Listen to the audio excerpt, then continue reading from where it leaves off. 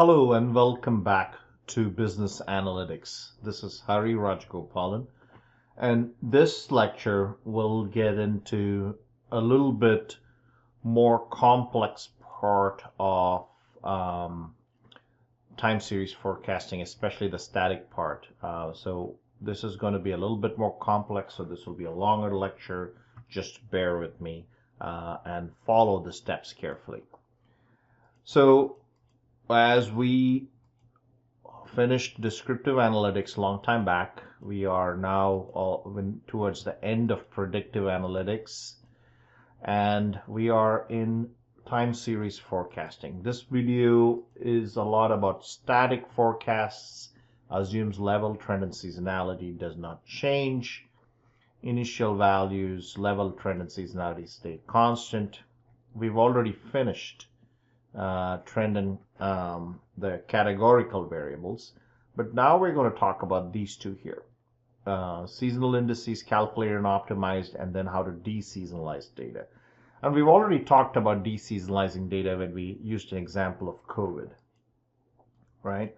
So let's go back to our watercrafts, the same data set we've been using, and let's kind of very quickly look at the data set. Right, we've already looked at this. We know we are very familiar with this data set. So let's look at the technique we're going to use to analyze this data set.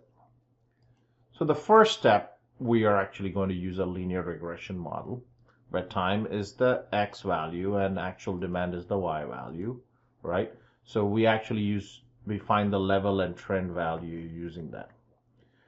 But this, as we know, this does not include seasonality. This will not give us the seasonal factor.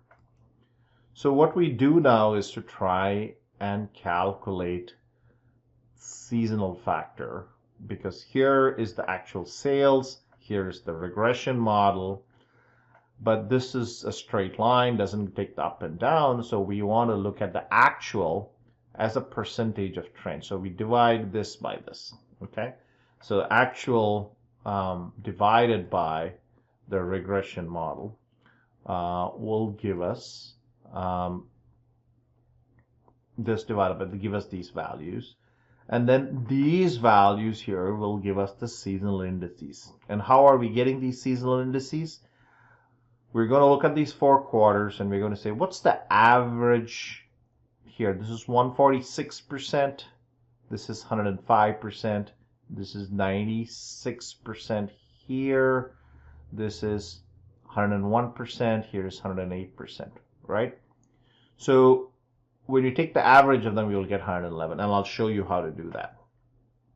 Similarly, you do the average for season 2, season 3, and season 4, and that will then lead you into getting your forecast. You'll take the seasonal indices, you'll take this regression model, which this is level plus trend, and then you want to multiply it times the seasonal index to get the forecast. Okay. Now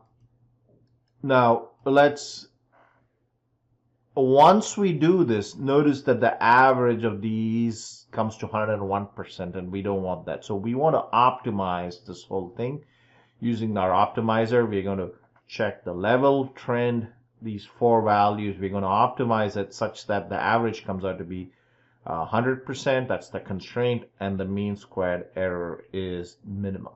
Okay. So we will go ahead and do the optimization. And I'll talk to you. Here are the steps for optimization.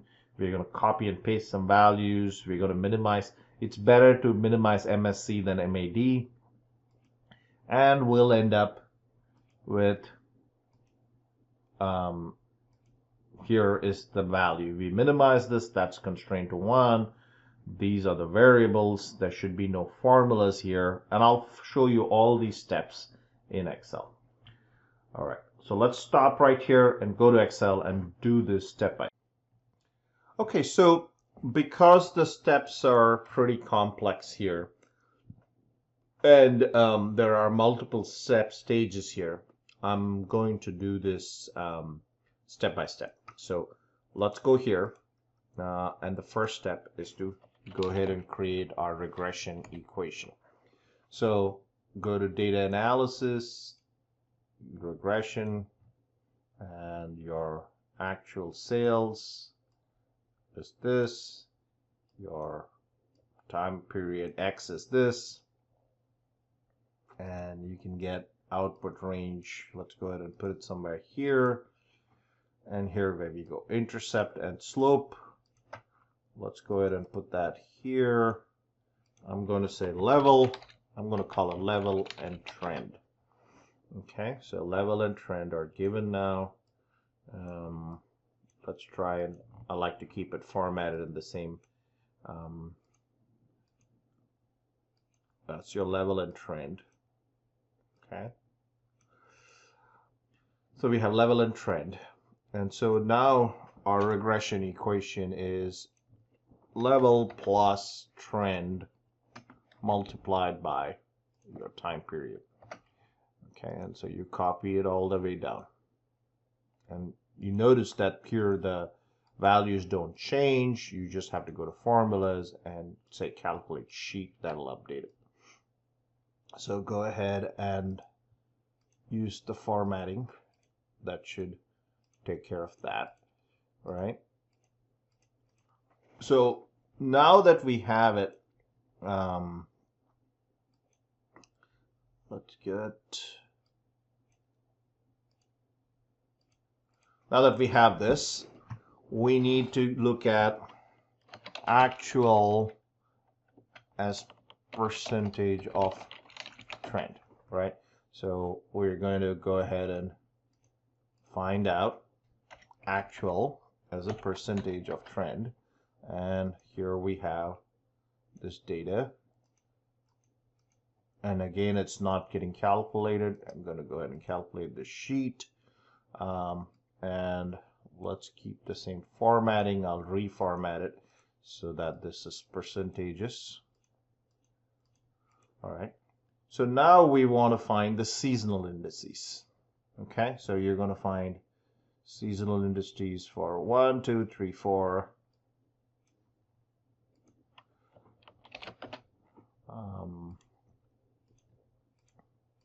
So 1, 2, 3, 4, right there. All right. So to find the seasonal indices, we need to take the average of each quarter. So I'm going to use the average if function, average if, and we're going to look at the range. That is this quarter, right? This, and I'm going to use F4. The quarters, the seasons, average if the seasons is equal to this. No F4. As we move down, we want this to change from 1 to 2 to 3 to 4. And if that is true, then we want to average these values. Okay, so again, that's what you do. Average if, select all the seasons, then comma, the value criteria is the seasonal index you're looking at. And then if it's true, then we want to average these values here. And then you can copy this down. That should give you, let's go ahead and calculate the sheet. And 1, 2, 3, let's go ahead and format these right there. All right, so there we go. So now we have the seasonal indices. So now we can actually use the forecast. And what I want in the forecast is to essentially take this regression and multiply it by the seasonal indices. Because remember, this is level plus trend, right? So I want to multiply this by the forecast. If it's season 1, then I want to use 111.46. If it's season 2, I want to use 81.89. So the way I'm going to use it is I'm going to use this function called VLOOKUP. And it's asking me to look up value. And I'm going to look up this quarter from where, and it's going to be looked up from here. Now, you want to be careful here. If you look at this, this is the first column.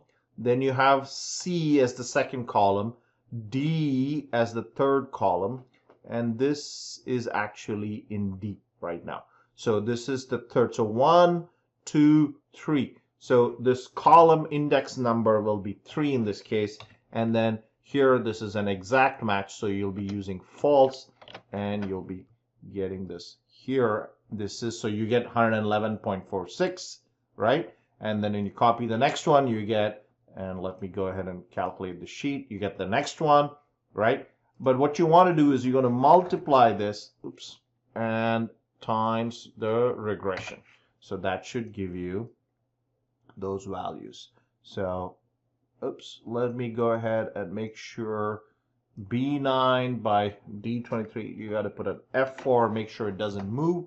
And now if you calculate this down, copy all the way, you will get, now go ahead and calculate the sheet. And there you go. Now you have the values. So let me go ahead and format this. And that gives me my values. Now I can calculate my MAD, MSC, right? I'm just going to copy what I have here. I'm going to go ahead and copy this. So you have the average, which is the average of this, and I'll tell you why this average will become important very soon. And so once you have done this, you're still not completed. So here is my MSC. Here is the MAD, right? You got an MAP at 12.5%.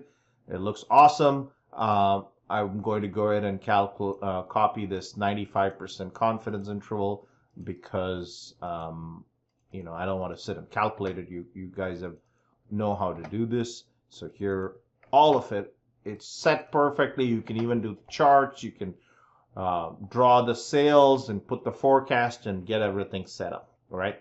But then you're not done. You've got to optimize it. So let's go ahead and copy it, create a copy. It's right here. So you want to optimize it, right? That's what I have this optimized, right? And now before you start optimizing it, and don't forget this, you've got to copy all these, not the average. Average still remains a formula, but these here, copy, paste, values. And the reason is when you use the analytic solver, when you're using the analytic solver, right, to optimize something, these variables, these are all the variables, and I'm going to go ahead and shade them in yellow. So you know these are decision variables, which the computer is going to change so that we get the minimum mean squared error, right? And for them to change, these cannot be a value, okay? Average is fine. Average can be a formula. Sorry, it cannot be a formula. These have to be values, can't be formulas for the computer to change it.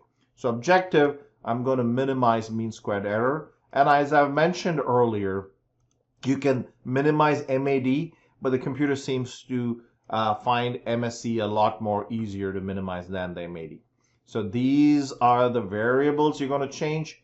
Your constraint is going to be this is equal to 1, right? The average of these are equal to 1. And so now we can run this, right? And you end up with a solution where you get MAD of 84. Your level is 392. So quarter one, it's 5% above average, because if the average is 100%, then you can say this is 5.45 above average. This is 21% or 20.95% below average. This is 3% above average, and this is about 12.48% above average. So you have here your seasonal indices, and this will actually tell you what the patterns are like in the past, okay? And that's what you got, which I did here, and then we have here, all right? So I've shown you how to do this without deseasonalizing the data. So one of the problems you have in this regression model in this particular case is that you're actually kind of assuming, just kind of trapping the trend without deseasonalizing the data. And we're going to look at the next model where we're going to deseasonalize the data and do the same things. Okay, so we have shown you how to use regression and how to use that as a static forecast to show seasonality and get the seasonal index of it for each quarter. We are now going to look at how do we first deseasonalize the demand and then center it using moving average. and then build a regression model based on deseasonalized demand. And then we create a forecast with seasonal indices. Okay, so again here, what we're going to do here, if you consider it, we take the average of the first year and put it in the last time period of that first year. Because we have even number of seasons, not odd. So remember, when we did the odd number of seasons, we just selected the midpoint, and then we just said this value will go to the midpoint. But now we can't do that because we have even number of seasons, which means the midpoint is between 2 and 3. So we then take the next time period, 3, but this one actually is the average of these two. So remember again, if you have even number of seasons, you will then take the average of the first two. If you have odd number of seasons, you just take the midpoint and take this value up there. Okay, so that takes care of that. Then you use this deseasonalized demand to build your regression model, right? And then you essentially do the same thing. You get the trend, you get the forecast, and then you use the VLOOKUP table just like I did before, and then you optimize it. Okay, the optimization is the same setup, and you can run the data. So let me do it on Excel again for you, and I'll show you just the only difference is you use deseasonalized demand instead of the total demand. Again, since this is a little complicated, I'm going to do everything from scratch. I might copy and paste some stuff, but I'll do most of it from scratch for you. So let's start with a sheet. Go ahead and put that in. And the first thing to do is to deseasonalize the data. So to deseasonalize data, I go to the very last time period in the first year and take the average, and that gives us that. And then because I need the midpoint, this is 1, 2, 3, 4, so the midpoint is 2.5. I'm going to go to time period 3, and I'm going to take the average of the next two time periods. So first thing I've got to do is to copy this down all the way here. Make sure we can recalculate this. You can't drag this any further because here, this is the last one. So now if we go to time period 3, and I'm going to say average of these two, and remember, again, I'm repeating, the only reason I'm using average here is because there are even number of time periods. If this was 1, 2, 3, 4, 5, then at number 3, I would have just said equal to this. All right. So again, let's use average, and we are now copying this down all the way. Make sure, nope, you can't use this. Let's delete it. And since this is not changing, go ahead and say calculate sheet. It'll recalculate it. Let me go ahead and make this automatic. That's probably why it's happening. Calculation options. All right, so let's go ahead and format this. There we go. And so this is deseasonalized demand. Right? So now we're going to look at, go to data, data analysis, regression, and instead of using this whole thing here, we're going to use just this deseasonalized data. And this deseasonalized data, we'll have to look at the time period for it and go ahead and stick it here. So that's your intercept and your slope. Right? Oops, let's go back here. Data analysis, regression. There are no labels here. Let's rework that. Yep, and that's your intercept and your slope. So I'm going to go ahead and copy that here. This is level and trend. So we've got level and trend already set up. And now we have to calculate the seasonal indices. So first is the regression. All right, it'll be level plus trend, and then you use your F4 multiplied by your time period, and you can copy all of this down all the way here. Let's go ahead and format it. and these. All right, and now we're going to say actual as percentage of trend. So this is going to be, so now we follow the same steps you did, and I'm going to do that for you. So here this is actual as a percentage of trend, and then we can copy all of this all the way up to this point, and there we go. So now we're going to pick up quarters 1, 2, 3, 4, and we're going to use the average if function, average if, and here is the range. If it's the criteria is this, and if it's true, you're going to average these values, and you can copy all of this down.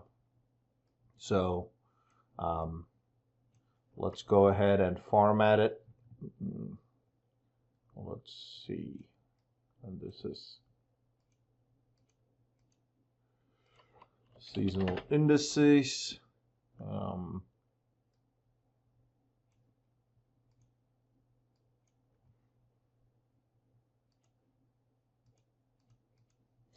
All right, so these are percentage values now, and so the average is equal to average of these, right? It's 104, so you need to get that to 100, and then I'm just going to copy the MSE formulas. You already know how to do this, so I'm going to copy these formulas, and let's see what's happening here. We forgot to do the forecast. So your forecast is going to be, we look up value is your season, right? And then you're going to look it up from this table here. This is column 1, column 2, column 3. So let's do an F4 and then say column 3. Now it doesn't have to be column 3. If you actually have this number right next to that, then it'll be column 2. So make sure you count what you're doing, okay? So this gives you your seasonal indices, and this has to be multiplied times the regression value. So that's your forecast. Here we go. And perfect. So we have that.